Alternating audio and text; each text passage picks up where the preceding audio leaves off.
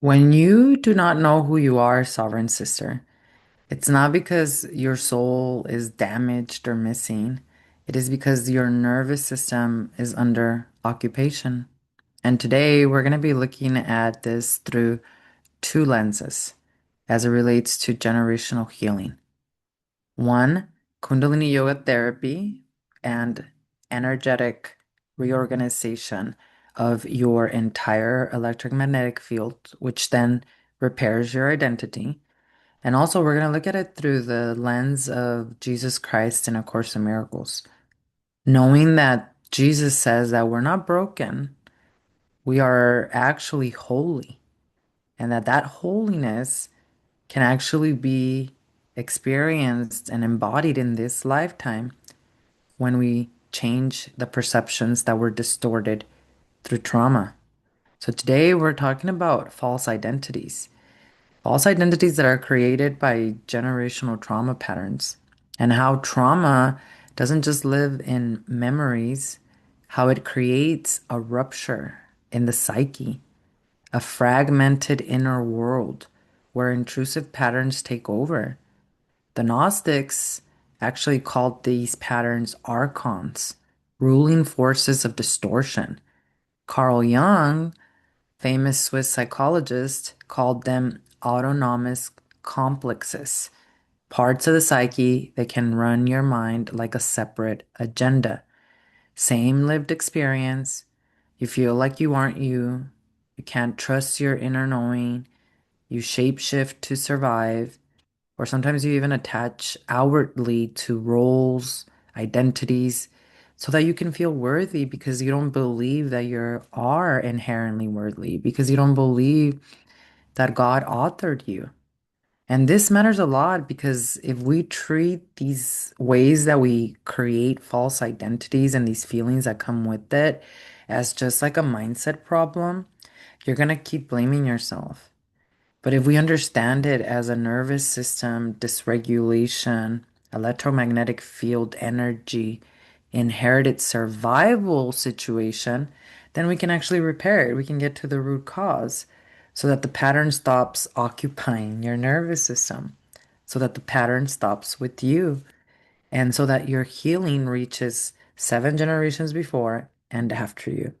So, welcome back because today on the Sovereign Sister Movement podcast, we're going to be talking about false identities created by generational trauma, the identities that look like I'm too much, I'm not enough, I'm a sinner, I'm broken, I'm anxious, I can't trust myself, I can't trust the world, I can't trust God, I don't belong. All false identities. And all of this matters because false identities, they don't just affect your mood, they shape your relationships, your money decisions, your parenting, all aspects of your health. And not just that, but also what actually gets passed down to the next generation. And this is why we do this work at the sanctuary, so that inherited survival stops getting passed down, false identities stop getting passed down seven generations before and after you. And so, welcome back to this episode. This is a very important episode that we're going to bring a lot of awareness to how this works energetically that might feel even scary for you. You've never heard of these things, but I can assure you that through the solutions that we offer, that you never have to be worried about protecting yourself, that what you have to stay focused on is remembering who you are, the highest daughter of God. You waste way too much energy in trying to protect yourself. So I'm going to turn this into grounded science so that you can understand it first, and then we're going to take the spiritual approach of these false identities so that you can learn how to close the gate. Because ultimately, what happens is when you have experienced trauma, 95% of it, your ancestors experienced the exact same thing. Okay. And when it was first experienced, that means that a gate was open, was left open, so that then you create false identities where you feel you have intrusive thoughts or you feel like you're not yourself. And I'm going to break this down scientifically, energetically, and spiritually so that you understand it and so that you can see how simple it is to finally actually close the gate. Now, to begin, We have to understand this basic rule of nature. We have to understand energy. Whenever electricity moves, a magnetic field is going to form. And your body, it runs on electricity, it runs on energy, even emotions. Emotions are energy in motion. Your heart, think about it, your heart uses electrical signals to beat. And that's why doctors can measure it with an EKG or a ECG, right? Same thing with your brain. Your brain uses electrical signals to communicate. And that's why doctors can measure it with an EEG. And so you're not just the body of flesh. Remember, we did that podcast episode at the very beginning on the subtle body and the 10 energetic layers that you are. This is a fundamental teaching of Kundalini Yoga. You can find it here on my podcast, so go check out that episode if you missed it. But you need to understand that you're not just a meat suit. Your entire body runs on electricity. Your heart uses electricity, like we said. Your brain uses electricity, right? And you're not just this body of flesh because you're a body of signals because you're a frequency. Now, here's the thing though. When trauma happens, like for example, you grew up with a mother who was depressed because of what she went through as a child and what her mom went through as a child. A father who was depressed, who abandoned physically, emotionally.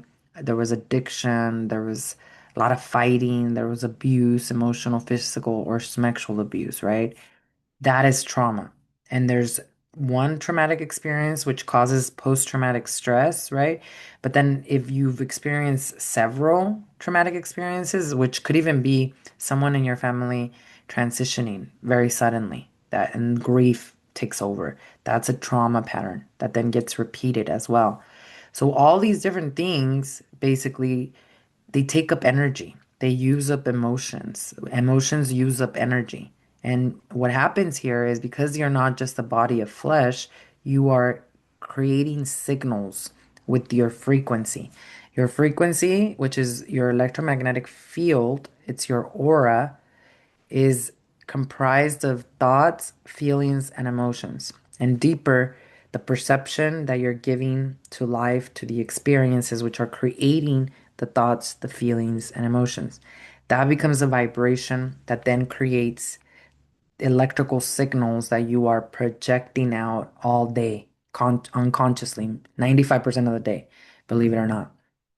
And so, because you're a body of signals, when trauma happens, especially repeated trauma, constant fighting in your home, with your parents, we're not blaming them, okay? Never is this about blame. Again, they did the best they could, and you are doing the best you can based on what you know. Now you're here as a cycle breaker.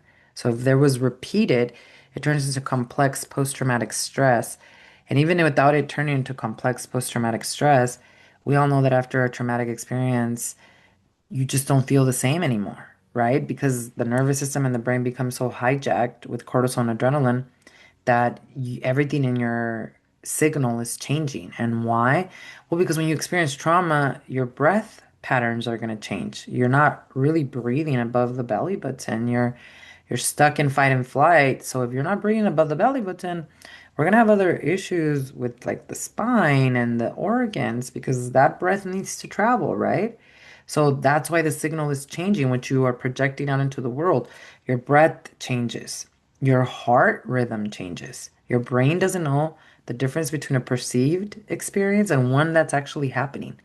So you could remember it in your dreams or or even in your day-to-day life, the trauma, and your heart's gonna start beating like if it was happening again because the nervous system got stuck in that program in that fight and flight, right? So triggers are real. The smells, somebody looks like that person, all these different ways that we get triggered. Your muscles also are gonna brace. Changes the signal because the zoas, as we know, keeps that's where we store all trauma. There in the lung meridians. Meridians are nadis of like think of it as like a blood vessel where instead of blood moving through that nadi, it's energy, it's oxygen, it's prana. But the thing is, if you don't meditate and if you also went through trauma, then what's going to happen? They're going to be clogged up. So your lung meridians are clogged up, which is where we store grief. And so then we have problems with our heart, problems with our lungs, because while all this is happening at the same time, your stress hormones are going to rise too. When your brain doesn't know the difference between it happened 50 years ago and it's not happening right now because the nervous system stays in fight and flight, waiting for the other shoe to drop because it was never released from the body that keeps score of the memory, what's going to happen? Your stress hormones are going to rise and you're going to live under very high levels of cortisol and adrenaline. Which is why a lot of women go to the doctor and the doctor's like, "Why do you have high levels of cortisol?" It's not just because the stress of my work, it's complex post-traumatic stress, which is it's the stress of my current situation that is being perpetrated at a very high level from the things that happened a long time ago. And so, because the body keeps score, the stress hormones are going to rise, your thinking is going to become very narrow. You're not going to have enough energy and vitality to create. So, you're going to live under survival. And then your whole system, nervous system, brain, endocrine systems, we have also the respiratory system, the circulatory system, even your reproductive system, all of these different systems, they're going to be tuned into danger. Remember, we did a podcast for each one of these. You can check out my podcast, our History Movement podcast here, where I talked about each of the systems and I showed you how trauma impacts them and how to change the pattern and heal. So, if all these systems are being pretty much perpetrated or impacted, your identity then gets shaped by danger because your systems, instead of repairing you, which is what your immune system is supposed to do, it thinks it constantly needs to defend you. So then that becomes your identity. So even if you don't remember what happened to you as a child, it's your identity, it's your personality that you've made up. Even if you don't know your parents, if you were adopted, if you don't know your lineage, no worries. It's your personality because these things get programmed in the womb and then they get passed down. But this is exactly how false identities are formed. It's not because your soul is damaged or broken, it's because your system is broadcasting survival instead of truth because the field where your soul expresses itself is not organized. It's like a storm went through with the trauma, so then you can't hear your soul. And because you can't hear your soul, your own inner guidance, you forget that you are the highest daughter of God. Remember in last week's episode, we talked about the authority problem in A Course in Miracles, which is that you have a huge issue with letting go of control and that you don't want to accept that God authored you because you are such a control freak because the nervous system is so hijacked because of the trauma, right? So now this electromagnetic field of your thoughts, feelings, and emotions, it's constantly broadcasting survival, danger, danger, instead of truth that you are as God created you. When we go through trauma, these identities that we develop inside of us are the problem, not even the traumatic experience. And a big one is I'm separate from God because of religion, too. Religion tries to tell you that God is outside of you. You can only find God in a church or in a priest, when that's not even what Jesus Christ came to teach. But we'll get to that here next.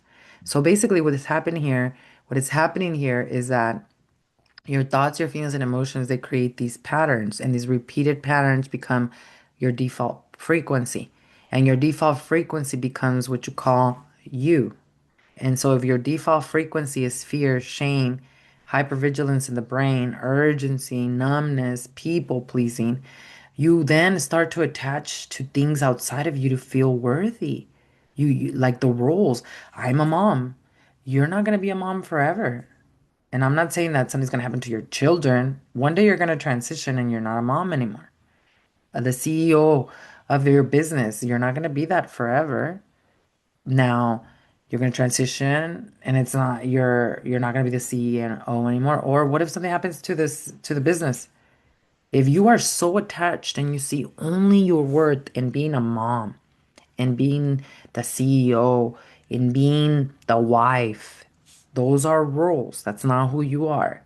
Why do we do this? Well, because we don't know our inherent worth. So if we don't know our inherent worth, I need some kind of identity, a false identity, so that I can attach to it and find my worth in that.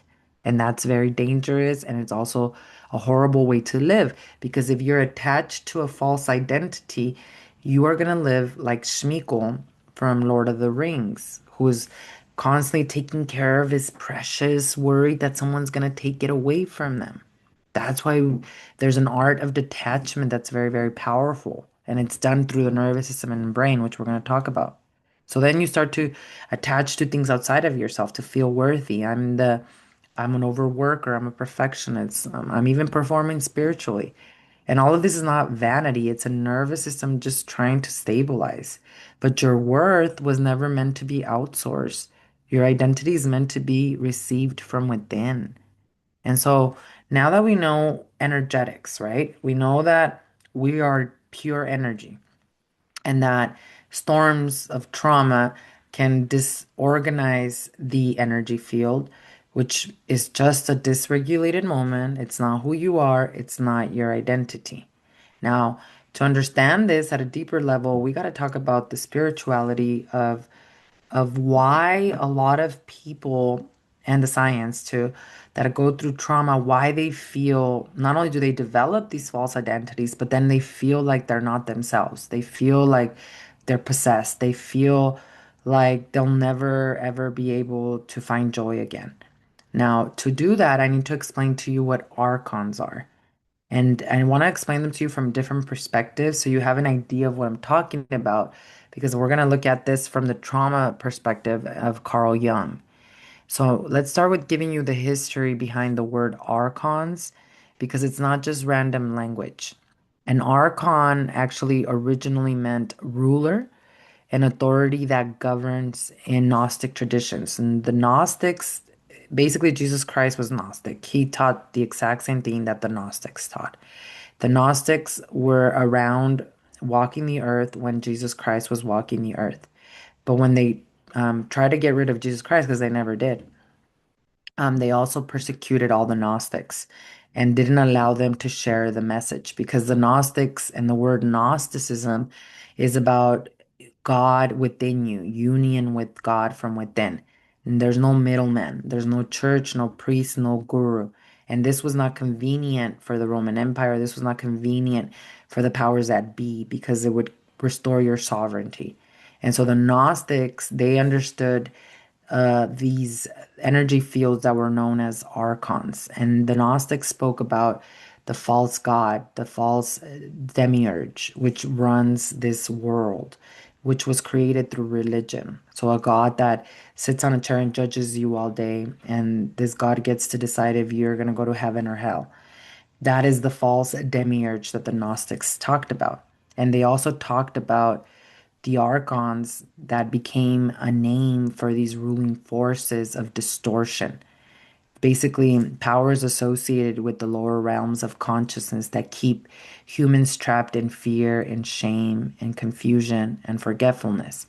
They didn't see it as a metaphor. They literally believed that these were entities, that these were rulers, energy fields that feed off of the human experience, like trauma, pain, rage, anger. So think of like Monsters Inc. We're going to get deeper into that in a moment. And then I also need you to understand that archons were not first talked about by the Gnostics. There's also the Book of Enoch. The Book of Enoch is a very important gospel that was left out of the Bible. And it was all there's a lot of different parts of the Bible that were taken out on purpose so that you wouldn't really understand what Christ was here to teach. And the Book of Enoch is another one of those where the Book of Enoch, there's a lot of talk in there about the intergalactic relationships with intergalactic star system members that assisted the ancestors. And in the Book of Enoch, they don't use the word archon, but they use something similar to it. And what they called these archons were like watchers, or they were like the fallen angels. I think so many of us have heard of the fallen angels. But the Book of Enoch didn't necessarily say that these watchers or fallen angels would feed off of the human like emotions of rage, anger. It was the Gnostics that spoke about that. The watchers to them were more like these corrupted, uh, violating boundary entities that were trying to usurp God's power. And that's the Book of Enoch wasn't just trying to like scare us, it was more like anything trying to explain energy to us. And so in this framework, the archons are not just like bad vibes, they are ruler patterns. They are survival roles and fear thoughts that take the throne when the nervous system is overwhelmed and the field loses coherence. So, what is coherence? Coherence is when your thoughts, feelings, and emotions match your actions. That's coherence. And in order to be have coherence, you got to change the nervous system and the brain. And because trauma happens, and remember what I told you about the distorted field, there what happens is there's a tear in your psyche that then allows these energy fields to feed off of the emotions that are created through the trauma, which is like the rage, the anger, the sadness, all these different things. Now, to better understand how trauma impacts this and why the archon or knowing about these archons is important, I'm going to give it to you also from the perspective of trauma, but also from the perspective of Carl Jung, because he breaks it down in such a beautiful way. And he worked with some of the most traumatized people in the world, some of the people that have been through some of the most traumatic experiences. And what I'm about to share with you, it might feel intense, but remember, awareness is everything. And once we can become aware, we can name it. And once we name things, not only will they not have power over us, but we can transcend them. And so I'm going to share this with you because it puts language to what many people that have experienced trauma secretly experience and are afraid to talk about. And they say things like, I don't feel like myself anymore.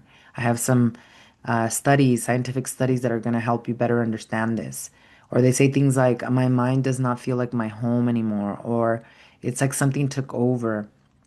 So, what I'm going to do is I'm going to share some of these teachings from Carl Jung so you can better understand why you have to close the gate and why generational healing and trauma healing, you can't just talk about it because that's going to make things worse, actually. And why, even with medication, it's not enough. Because what we're talking about today, false identities, these rulers, their survival roles that we can learn to close the gate again so that we can stop passing these patterns down. So Carl Jung talked about how science has beginning to understand that when a person experiences an overwhelming terror, trauma, when consciousness is basically pushed beyond capacity and cannot integrate what is happening, abuse, physical, sexual, emotional, something breaks open in the psyche. And it's not just psychological, but in a way that allows access to dimensions of reality that normally remain hidden. And what Carl Jung called this is a rupture in the psyche, a tear in the fabric of individual consciousness, which exposes the psyche to what the ancient Gnostic called the Archons, and what Carl Jung, called these autonomous forces, these predatory entities, these patterns of consciousness that Carl Jung termed the objective psyche. They suddenly gain direct access to the traumatized individual. And once that gate opens, closing that gate becomes one of the most difficult challenges that a human being can face. And this is not New Age mysticism. This is also what modern science is discovering about trauma, which aligns perfectly with what Jung saw in his clinical work and also what the Gnostics taught a very long time ago. Why? Well, there's this one study that was conducted in Harvard at McLean Hospital in 2018, which used this functional MRI scanning device to observe what happens in the brain during a traumatic recall. And what they found is that trauma doesn't just create a difficult memory, it fundamentally altered how consciousness operates, creating what they describe as dissociative states, where normal integrative functioning and functions they break down and the person becomes very fragmented. And in that fragmentation, Carl Jung would argue something else can enter.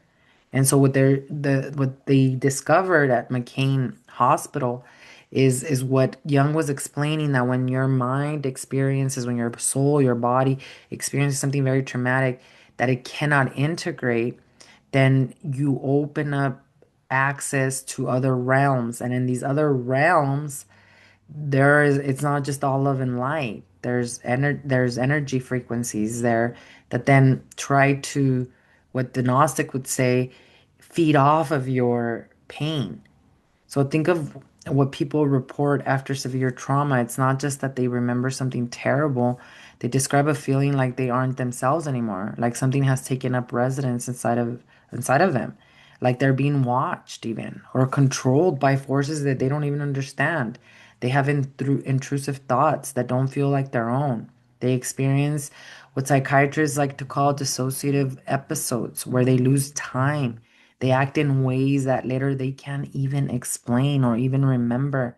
They feel pursued by presences that they can't see, but they feel like they are real. And that's exactly what Jung talked about with this, what he called the autonomous complexes, because Jung encountered this a lot with his patients. He noticed that trauma seemed to activate what he called these autonomous complexes with an intensity that went way beyond normal psychological functioning. These were not just like clusters of emotions and memories, they were like splinters in the psyche that operated with their own agendas, their own ability to take control of consciousness. And the more severe the trauma, the more powerful and autonomous these complexes became, until they functioned almost like separate entities living inside the person's psyche. There were even cases where the person went through the severe trauma. It's almost like an alter ego that's created. And then the alter ego actually like literally knows how to do things that the host doesn't know how to do. Like draw, speak in another language, all these talents that the host doesn't have access to. This is how serious Jung saw these people, literally felt like they were possessed. And the Gnostics, they describe these archons as these entities that feed on human suffering, that gain power from fear and pain and chaos. They portrayed these as parasites, basically, and they saw them as parasites of the consciousness that they cannot create on their own at all. That's why they need you, but they can absolutely drain and corrupt what already exists. And they seem to exist in very specific access points, ways that they can enter human consciousness. That's the gate. And it happens in these moments of extreme fear, like Monsters Inc. And complete helplessness, extreme suffering. What they do, what happens is that there's a tear in the protected barrier of the psyche that normally keeps these entities at bay. That's why so many people can't, there's a veil between the spiritual and the physical, even though the spiritual is what's real, right? But when you go through trauma, you have access to these realms, and now there is no veil. And there's a lot of research around this. There's a research that was published in the Journal of Trauma and Dissociation, which a lot of people that have experienced trauma, they experience dissociation and depersonalization, where they can't tell what is real from what is false. They don't feel like they're in their body. They feel numb. They feel like they're just watching their life move through them. This is a part of trauma, and it has a lot to do with the nervous system and the brain, which is why it's not a mental health disease. It's just a dysregulated moment. We got to change the brain and the nervous system. But there was this research in 2020 that examined this phenomena of complex post-traumatic stress, and what they found in the Journal of Trauma was fascinating and also disturbing, because patients consistently reported symptoms that went past flashbacks and hypervigilance. They actually described feeling invaded, possessed, controlled by something that felt foreign to their sense of self. And they used language like something got inside of me, or I'm not alone in here anymore, or there's a presence that won't leave. And conventional psychology explains this in a metaphorical way as the mind's way of expressing dissociation. But what if this wasn't the case? What if trauma actually did open a gate? And that's what Jung would talk about and what he was proving. The people were not the same after trauma fundamentally because their consciousness has been altered. in a way that something has been left open, their own mind, their the gate to who they are, right? And now there's like it's become you have become like this hostile territory. And think about it, when we go through trauma, nervous system dysregulation happens in brain. You're flooded by cortisol and adrenaline hormones in your body consistently. That's why it feels like World War III inside of your body. That's why it feels like there's no peace. That's why you can't forgive. And there's another study that actually proved this as well. There's a study with National Institute of Mental Health that tracks people that have gone through trauma even after 15 years. And they found that sometimes that the challenges of this trauma that they expected that, the symptoms were going to get better or they would diminish over time as the brain healed if they did like talk therapy. But what they found instead was that a significant number of trauma people that had experienced trauma, they reported an increase of unusual experiences, of intrusive presence, a sense of being controlled. Why? Because your brain doesn't know the difference between what you are experiencing and something that happened 50 years ago. So if you keep talking about it, this is what happened, this is what happened, this is what happened, then your brain is not going to get better. It's going to get worse because you are continuing to re-identify with this false identity. That's how you keep the gate open. And what Jung believed, what he proved actually through all his work, is that in this overwhelming trauma, your ego, which is your programming, the normal way it defends you, all the structures, they collapse. And the ego, which is the programming, is what maintains the boundaries of individual consciousness and what keeps you separate from the collective unconscious. So the veil between the physical and the spiritual. And in trauma, it collapses. And so when it collapses, there's an eruption of unconsciousness. And there's these archetypal forces, and not all of them are benevolent, it's not all love and light. That's when these archons then become associated with different types of suffering. Like in Gnosticism, they looked at the different types of archons and they were associated with things like fear, like shame, like rage. So they were not abstract. Carl Jung stayed away from actually specifically naming them as actual entities, but that's not what the Gnostics taught. They taught that they were actual entities that gain power from the human experience. This whole world is Maya, false God. It's not that the only thing that is real is love. But if you are hijacking the nervous system and the brain, you're not gonna experience that. Trauma, it actually broadcasts a signal that attracts these entities on to feed onto your suffering. Why? Because your aura, which is your electromagnetic field, which we just talked about, is porous. There's holes in it. A storm went through it, the trauma, and it hasn't been reorganized. That's why Jesus Christ walked on this earth without any fear. Through his meditation and yoga practice, everything that he did, he came to teach all that. He was fortified in his electromagnetic field. He felt safe being himself, no false identities. Who is yourself? You are the highest daughter of God. You are an expression of God. But trauma programs us to believe differently, and colonization, war, religion. And there's research into dissociative disorder that was published in the American Journal of Psychiatry in 2019 that actually revealed that the patients um, with that reported these alternate personalities, they emerge to specific traumatic events, and these personalities often have characteristics, like I was talking about, abilities that host personality doesn't have. And they're not just fragmented parts of the person. It's not just like simple dissociation. In severe trauma, it literally is a whole other entity, an unconscious that has basically been hijacked by this energy field that eats up and gets fed through these ways. And so many studies have even shown on childhood trauma. There was one particularly that was conducted at the University of California that found that early traumatic experiences, they fundamentally alter your brain, as we've talked a lot about here. And they fundamentally alter the brain. And if this happened between the ages of 0 to 7, then it's going to alter the brain development. And this is especially in regions of the self, of knowing who you truly are. And children who experience severe trauma before age 7, they show lasting changes in how they perceive the boundary between self and others, between internal and external reality.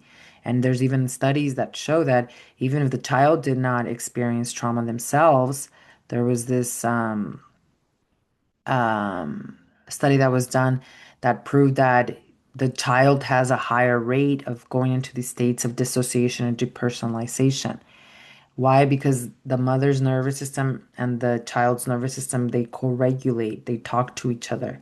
And if mom is depressed, as much as she wants to protect her child from anything bad happening to them, she's broadcasting a signal of fear that then the child is picking up on, which is now what the child is projecting as well.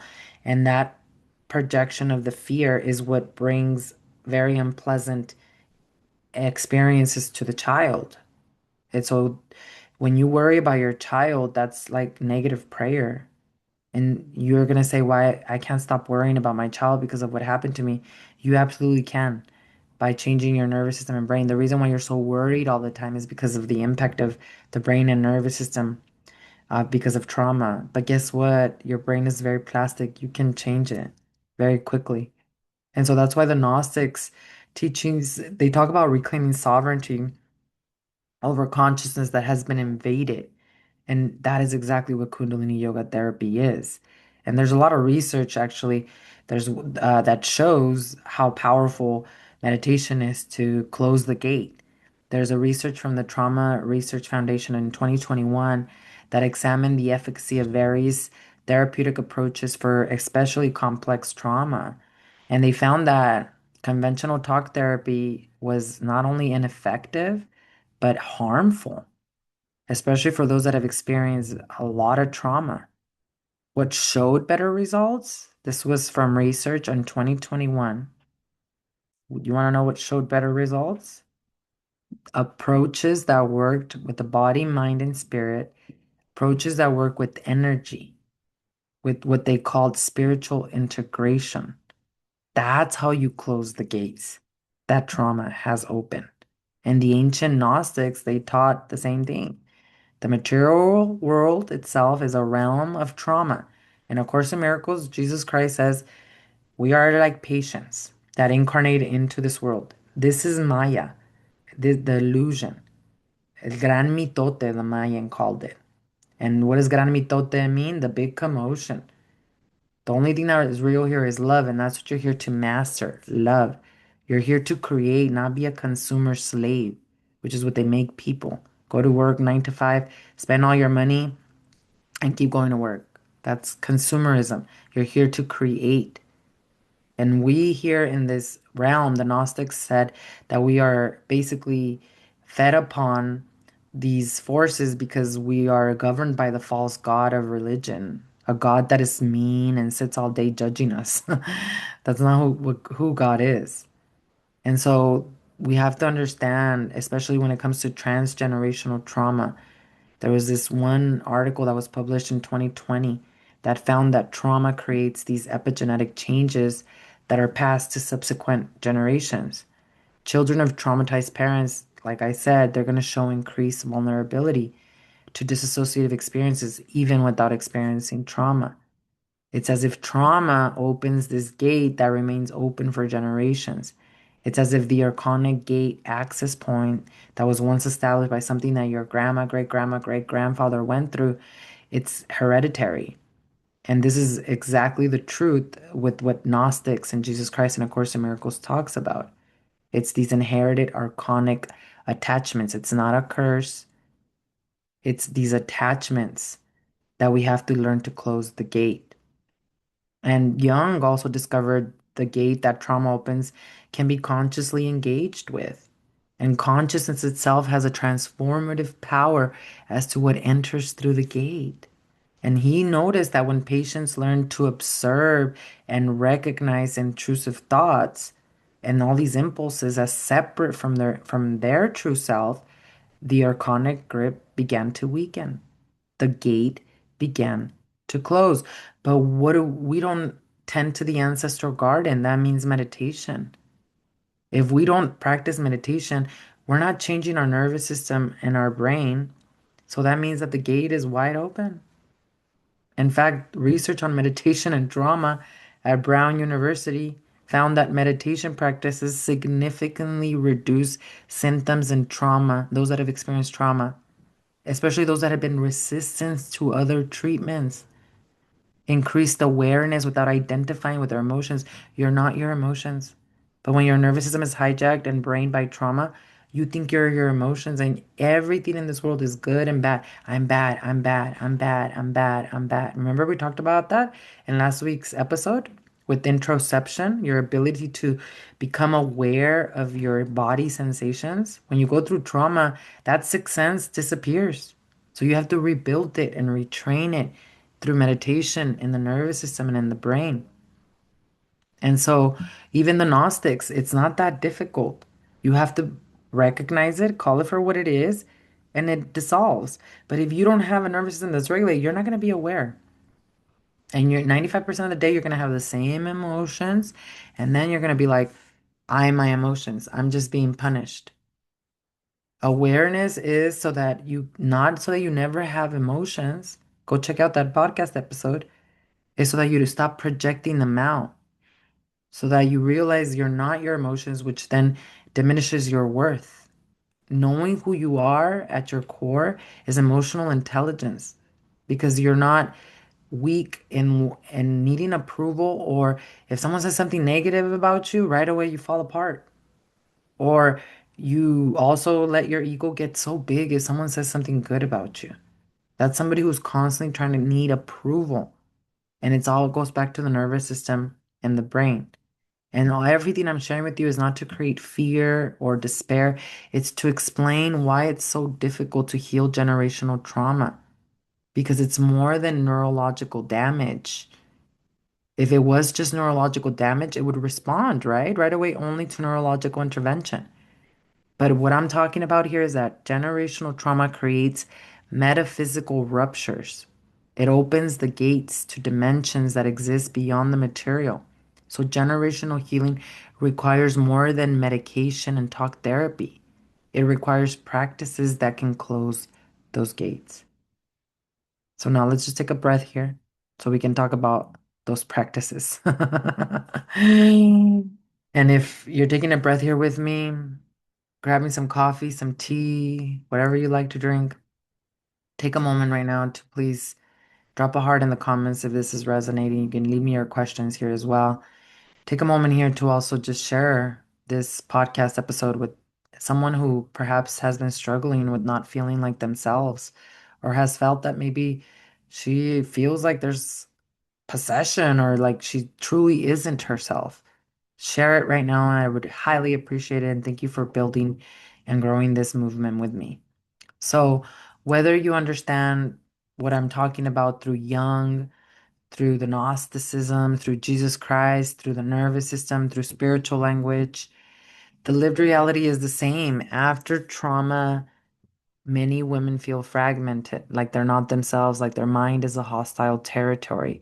So, your permission is that you're not crazy, that you're not weak, that your soul is not broken. Your system, your nervous system is just running on this survival. That's what it's occupied by. And programs can be changed. It doesn't matter how old you are, it doesn't matter how traumatic the experience was. Now, how do we fix this, right? How do we change this? How do we heal?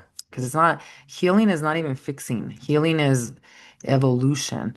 Healing is going beyond the pattern. That's what healing is. And if we're not evolving, we're dying. So evolution is amazing. Now, this is where Kundalini Yoga Therapy comes in as sovereignty training. Because what you're doing with Kundalini Yoga meditation is you're rebuilding the inner sanctuary so the soul can feel safely to express itself again. How? Well, it goes through the nervous. You reorganize the field. Remember, we talked about the field creating your thoughts, feelings, and emotion. That's your nervous system.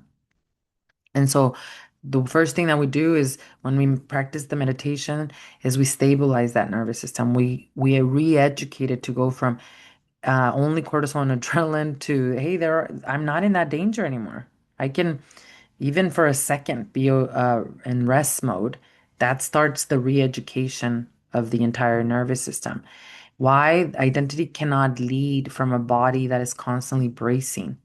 So we train the nervous system through meditation, through chanting mantra, through breathing, specific breathing, through the way we even position our hands. Using mudra, you're channeling energy, which is emotion. And that is what then allows you to release the traumatic memories from the body because the body keeps score of the body, which changes the signal you're giving out, which changes the strength of your electromagnetic field so that it's not porous and all these different energies come into it. I mean, think about it. Even when you like go into a room and you know they've been fighting in there, you can feel it. And if your nervous system is not regulated, you're gonna take on that energy and it's gonna make you angry, upset. You're gonna like be like, what happened to me? That's not an excuse that you're an empath or you have abilities. That's a coping mechanism for trauma. So you need to restore your nervous system so you understand that nervous systems talk to each other all the time in a business meeting, at your house, wherever, but you are present where you're not taking on the pain. And so we work with strengthening our electromagnetic coherence. We change the rhythm of the heart, the rhythm of the breath. We change the rhythm of the brain signals. When trauma dominates, those signals are noisy. That's why you can't hear your intuition. That's why you can't hear your soul. Why? Because you're constantly overthinking. You're in panic mode. You're making impulsive choices, numbness, even. So, what Kundalini Yoga meditation does is it trains the signal back into order through breath, through introspection, which is what we talked about last week, the ability to feel the sensations in your body again. And here's what changes when the field strengthens. When you change your electromagnetic field and you reorganize it, you're able to understand your inner knowing without needing always an outside approval or outside guidance. It's all in here. You stop attaching to roles outside of you. You know your inherent worth. You become your own best friend because you rebuild the prefrontal cortex part of the temple, which is the brain, and the nervous system. You don't, you understand yourself as an infinite soul, and you don't find your worth in being the mom, the CEO. You are already worthy, even if you were not that. And the third way through identity repair and soul safety, because what false identities are, they're protective identities. They're masks and they form so that you could keep yourself safe in an unsafe world.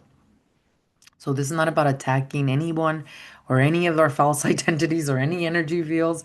We retrain the system, the nervous system, so they're no longer needed. And that's what Saibong means in Kundalini Yoga. Saibong means soul sovereignty. As a Kundalini Yoga therapist, that's my only job to restore you back to Saibong, not to show you the way you restore yourself back to Saibong. The way I represent it is by me doing that for myself and being an example of that. Not even with the words that I use, it's how I live my life. And that's what Saibong means, sovereign identity beyond unherited pain. And now we looked at the energetics of this, right? We looked at the fact that the soul is not damaged, that generational trauma distorts the field. It scrambles the signal. That's where false identities and and programs enter. And we looked at archons and how these energy fields feed off of these porous psyche rips, right? We looked at how Kundalini Yoga Therapy repairs the signal so that your soul can safely express itself again through the nervous system and through the brain. But what now we also have to look at it spiritually. We got to pivot here because Kundalini Yoga Therapy repairs the signal so your nervous system and brain can hold the truth again of who you are. But Jesus in A Course in Miracles takes us to the root, who you are beyond every survival mask that you've ever worn. Because in A Course in Miracles, Jesus explains to us that healing is not becoming worthy. It's recognizing that you were never unworthy. That's what healing is. So, in this next part, I'm going to take you through this journey of looking at these false identities through the vision of holiness, which is what Jesus Christ teaches us in A Course in Miracles. We teach this inside of our community, the Sovereign Sisterhood Sanctuary, with Kundalini Yoga Therapy and A Course in Miracles spiritual psychotherapy. These were the exact journeys I took to break patterns of generational trauma, to restore my Saibon, my highest, truest identity. Not what society wanted me for me, not what religion wanted me for me, not what my family wanted for me, not what culture said was for me, what my soul was here to express. And we have to look at this through the spiritual lens because through the spiritual lens, you're able to understand how healing happens at the level of the mind. In order to break generational trauma, like I said, it's an energetic spiritual component. And so, what does that mean? What that really means is that you have to take a holistic approach of body, mind, and spirit, not just body, not just mind, not just spirit. We're not trying to leave our bodies. You can accept the atonement, you can accept Satori, Nirvana, enlightenment in the body and still function the way your soul wants to function. It's like we think that if we become enlightened, we're going to disappear and we're not going to have a body anymore because we're so attached. But you know what the body represents? And Jesus explains this so clearly in A Course in Miracles. Identities. All these false identities. That's why you think you're the body and you're so afraid to transition, to die, because you haven't lived yet. And because you think you're a body, you're so afraid of this journey that we take in the last breath. Which, guess what? You have a lot of choices still to make after you take your last breath. But if you don't meditate, you're not going to have the vitality to do that. And you're just going to keep getting pushed into the reincarnation, which is Jesus Christ came to teach us how to get out of that. So, Jesus Christ in the Course takes us to the root, who we are beyond every survival mask we've ever worn. And in A Course in Miracles, we know that healing is not becoming worthy, it's remembering that we are holy. It's removing all the things that have told us we are unworthy, religious programming and trauma being a big part of that. And so let's look at this through the vision of holiness. And this is not a concept, this is a lived knowing. Now, a lot of this comes from there's a beautiful lesson in A Course in Miracles, lesson 109, which the course is written in two sections. It's got the text with 30 chapters and then there's lessons. I've done the text. This is my third time already going through it. The lessons I've been through them twice. There's 365 lessons, one lesson per day, and you can do either. In our community, we study the text. Every week on Tuesday, our teacher Lizzie teaches us and guides us through it. It's absolutely life changing. You all know that I've been studying the course since 2008, and I've been teaching it since 2017. I was teaching it in person and then virtually inside of my community, the Sovereign Sisterhood Sanctuary. And then Lizzie, my sister, is now teaching it, and I absolutely love it. And I'm learning it again like the student, and the way she shares it and the way God moves through her is just life changing. And it's directly correlated to generational healing and healing at the level of the mind. But today I want to share with you from lesson 109 why you don't ever have to be afraid of archons or energies or anything outside of you. What you have to do is change your temple. You have to change the psyche. Because if you did that, you would never be afraid in walking as who you truly are, just like Jesus Christ did. And so there's this lesson known as lesson 109 in the Course of Miracles, where it talks about rebuilding this inner sanctuary. And actually, I called the Sovereign Sisterhood movement and the Sovereign Sisterhood Sanctuary before I even read this in the course. Like I already knew this was a sanctuary. So when I found lesson 109 that talked about the sanctuary, I was like, oh my God, this is everything I've been saying. And now like it was like confirmation from Jesus Christ.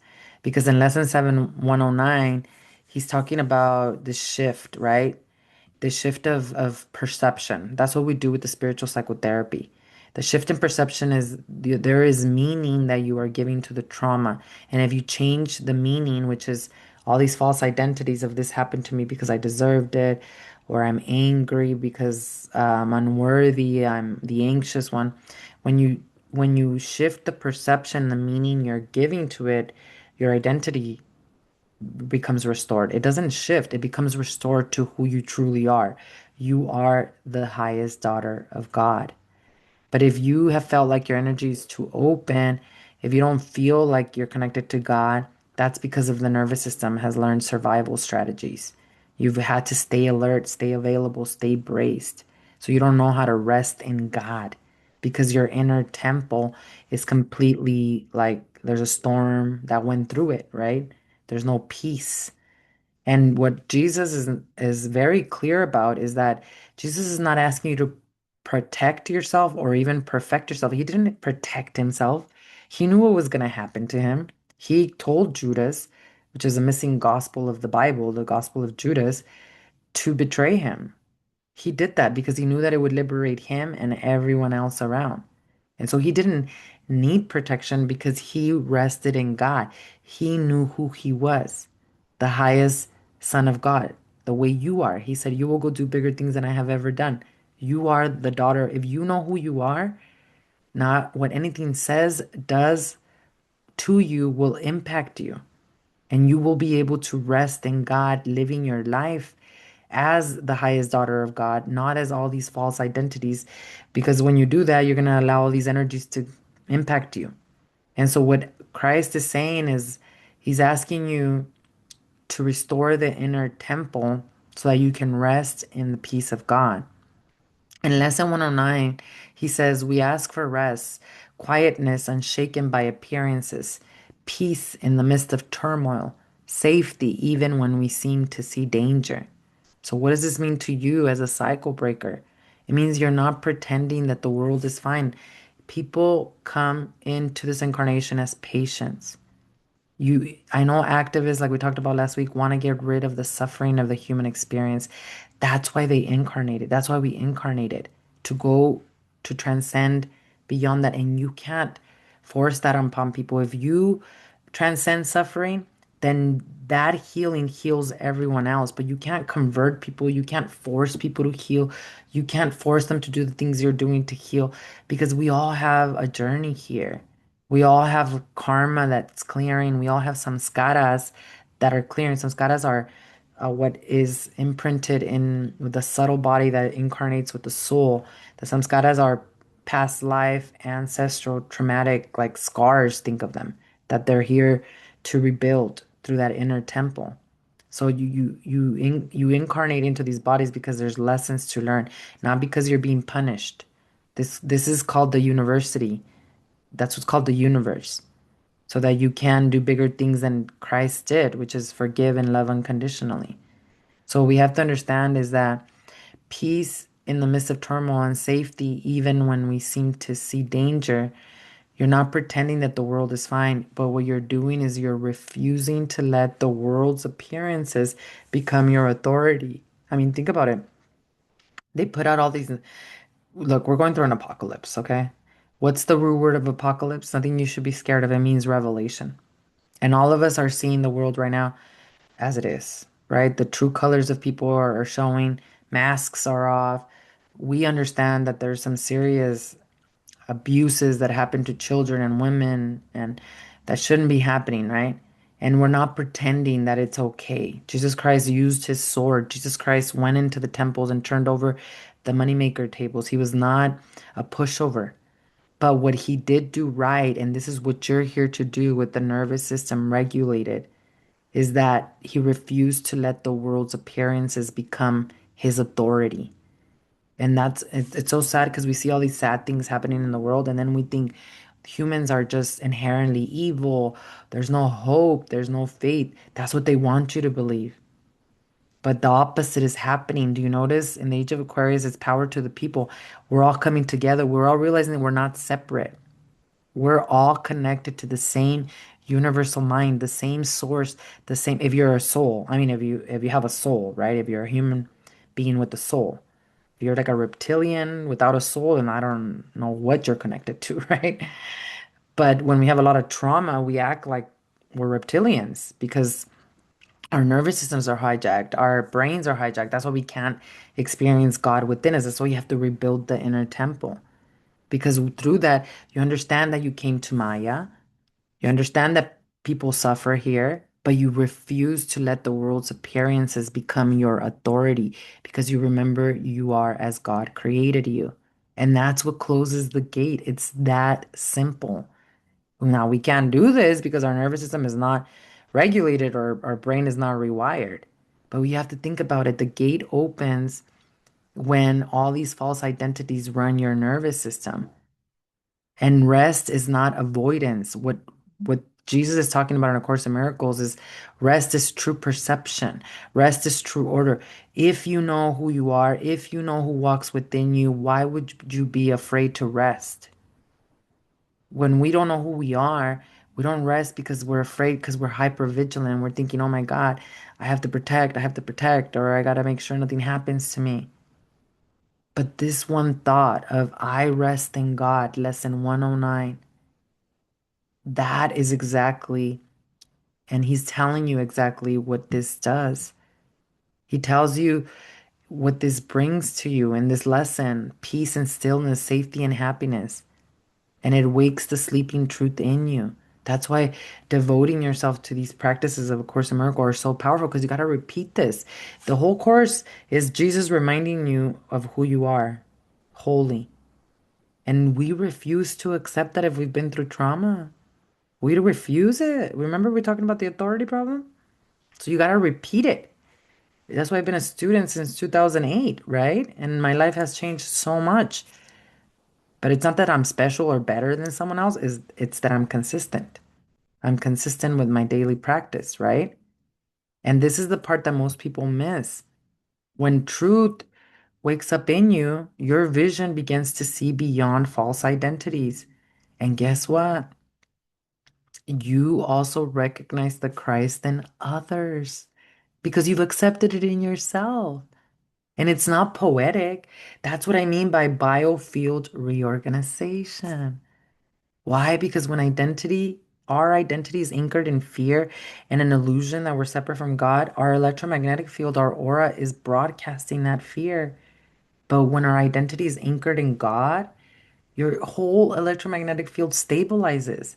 That's why going to one of our classes in the sanctuary of A Course in Miracles, your aura changes, your electromagnetic field changes. And it changes because your thoughts and feelings and emotions have changed. If you go to A Course in Miracles and you're devoted to these teachings, to the class, it's not the shadow work is reminding you of all your shadows. You're being reminded of the light. So the shadow percolates and says, no, I'm not. No, I'm not. And then the light reminds, I am the shadow. I am the shadow. I mean, I am the light. I am the light. And that's how you transform and alchemize that shadow. Most people don't do this. They just sit around with their shadows.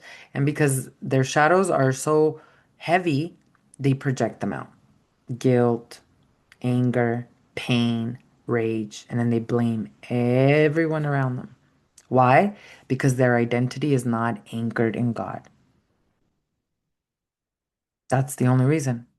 And from a biophysical proponent, you're just having a dysregulated moment. That's it. Let's rewire and regulate the nervous system in the brain. And that's why Jesus Christ says in Lesson 109, here is the end of suffering. Here is the thought in which the Son of God is born again to recognize herself, to recognize himself. That's identity repair. It's not self-improvement. And so Jesus Christ in A Course in Miracles says, there is no suffering it cannot heal your true identity. There is no problem it cannot solve. Completely undismayed, this thought that you are as God created you is going to carry you through the storms, through the strife. Why? Because your nervous system learned to rank all these different threats. This person's dangerous, hypervigilant brain. That conversation, nope, I can't have it. This feeling means I'm not safe. That memory means I'm broken. But that's not what Jesus says in Lesson 109. When you rest in God, all these identities dissolve. All these appearances stop being final.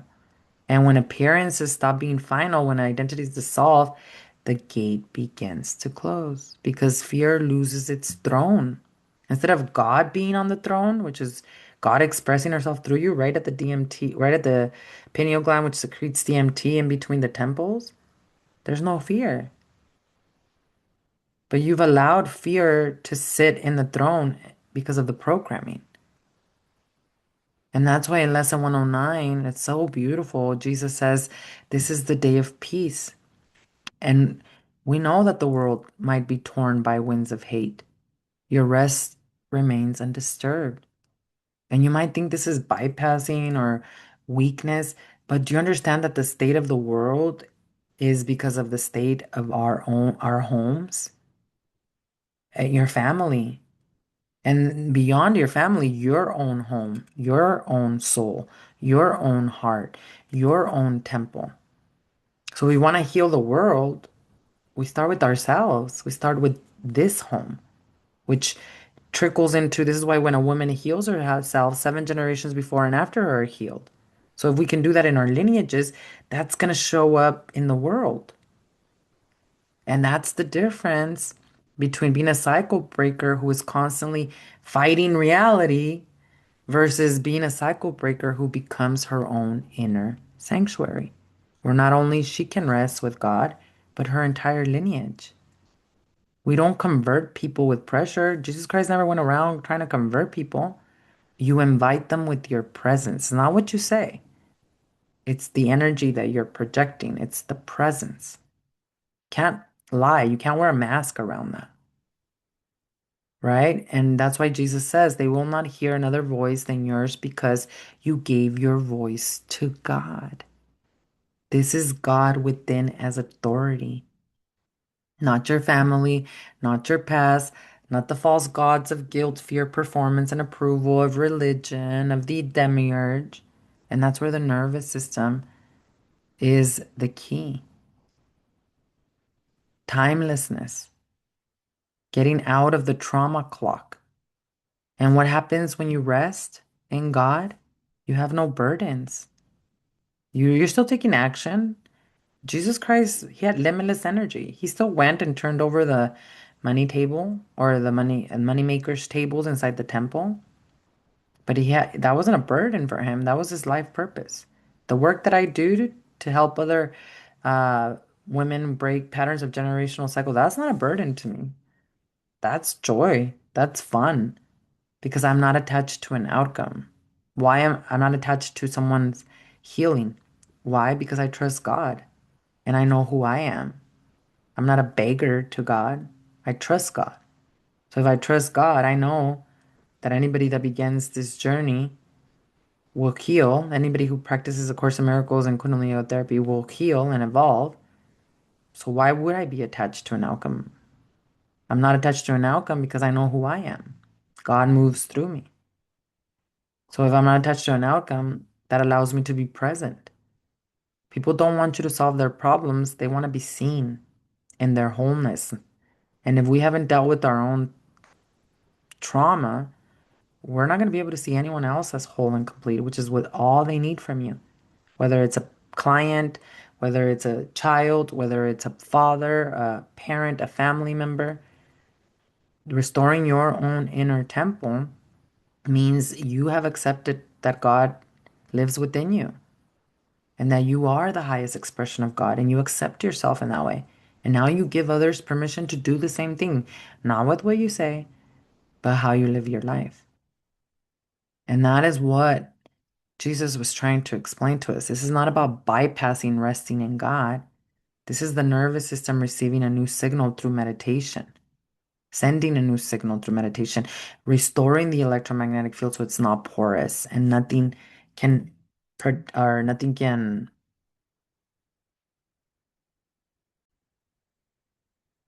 And what's even more beautiful is that when you rest in God, it is impacting your entire lineage, the entire world.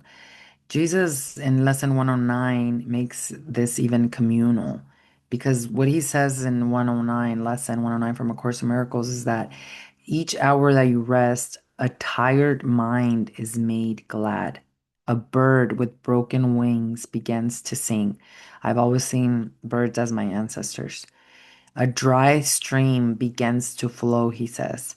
So, what Jesus Christ is saying is that you're resting in God, you rebuilding that inner temple, that inner sanctuary. It's not just for you. And that is why the Sovereign Sisterhood Sanctuary exists, because you didn't come into this incarnation to cope.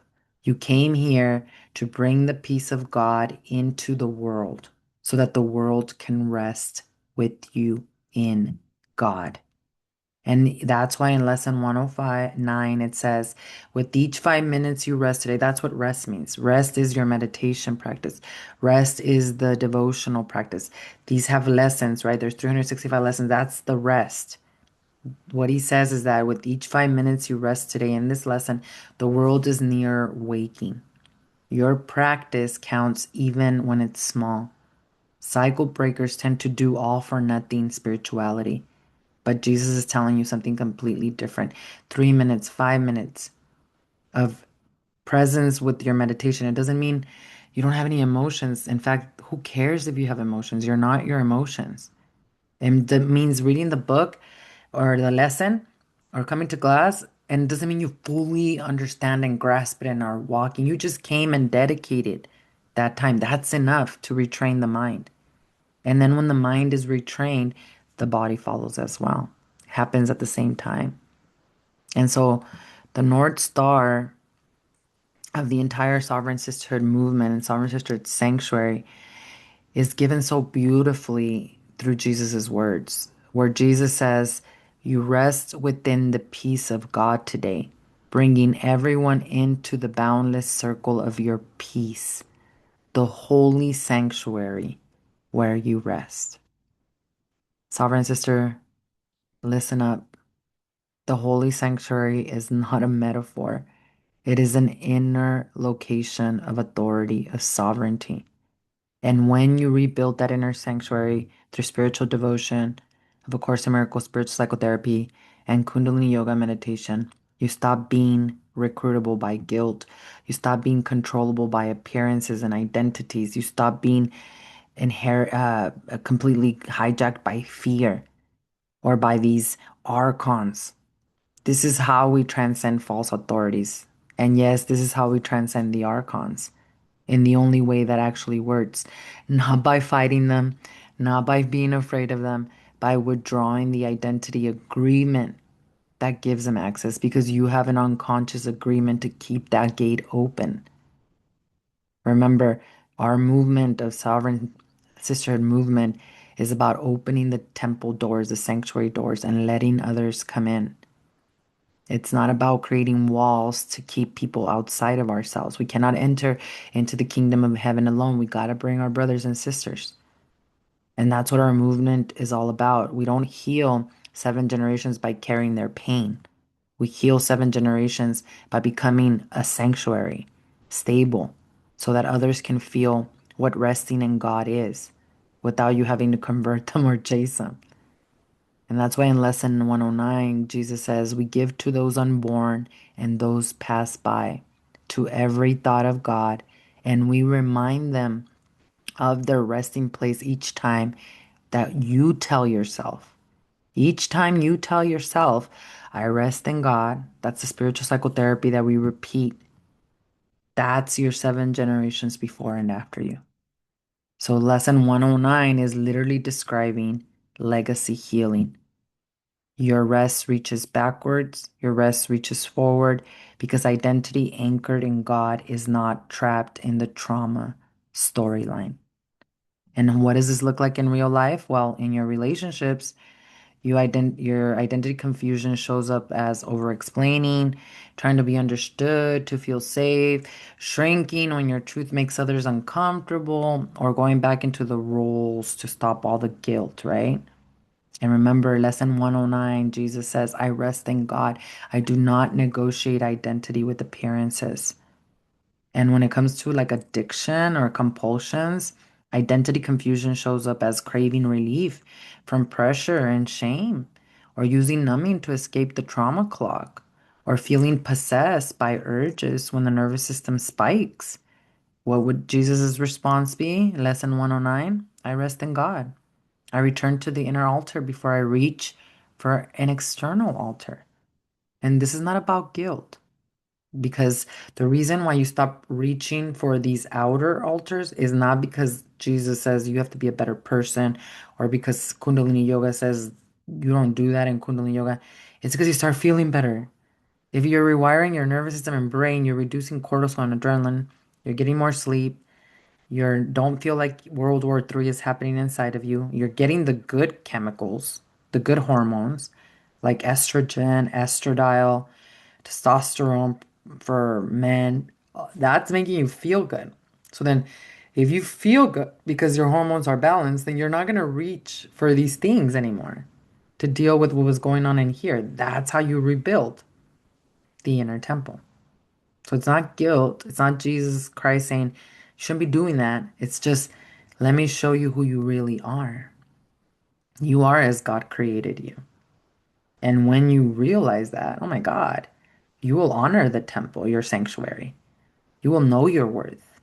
You will go beyond good and bad. You'll understand darkness and light, and you'll have the awareness to transcend and transmute these archons. It's just awareness that you need. And remember in the last episode, we talked about that. So check it out. Why cycle breakers struggle with awareness so much. And so this is why the Sovereign Sisterhood Sanctuary exists. Because we're not building just like, oh, a brand or something like that. We are rebuilding our inner sanctuary. And that inner sanctuary is the most advanced technology. Nervous system and brain coherence. God within is the authority. Rest is the gate closing, meaning I accept myself as God created me. And so that's what we do inside of the sanctuary. So if you're ready to practice and integrate these identity restorations without any guru culture, for sure, any guru culture, that's what the sanctuary is all about. We train nervous system regulation, rewiring, brain rewiring. We train biofield, electromagnetic field aura stability through devotion, through regulation. We train identity beyond inherited roles. We train through Course in Miracles spiritual psychotherapy, the true teachings of Jesus Christ, so that you can follow the path of holiness as a lived experience, not just something lofty. All of this so that inherited survival stops getting passed down. I know that we talked about a lot of things that may have opened up new consciousness or new awareness for you in your consciousness. But everything that I'm sharing with you should not only elevate you, but should make you feel so excited and empowered of actually just how precise we can get to the root cause of why we feel the way we feel, separate from God, sometimes even just with these disturbing thoughts that are not even ours. And so, if you're ready to completely heal yourself in 7 generations before and after us, this is what we do at the sanctuary. I'll post the link below in the description so you can go check out all of the different tiers of membership. You can begin with us at any one of those tiers, and it is a 30-day monthly membership. If it doesn't work out for you, you can cancel it. But I'm positive that once you join us and you give yourself permission to heal, this will become the beautiful journey for your life, and not just yours, but 7 generations before and after you. So, link is in the description. I want to thank you all so much. For those of you that are joining me live, you all know that I'm going live on TikTok Monday, Wednesday, and Friday at 10 a.m. Mountain Standard Time. Also going live on Tuesdays in Spanish on TikTok. So make sure that you join me over there. If you have any questions that come up, of course, drop a comment below. Let me know how this has resonated for you. What's your perspective on this journey as well? Because together we are creating this movement of generational cycle breakers that are here to just not only heal themselves, but generations before and after us and the entire world. So thank you for being here. Thank you for liking. Thank you for subscribing. Thank you for sharing with other community sisters. Hope to see you in the sanctuary, and I'll see you in the next episode. Satnam.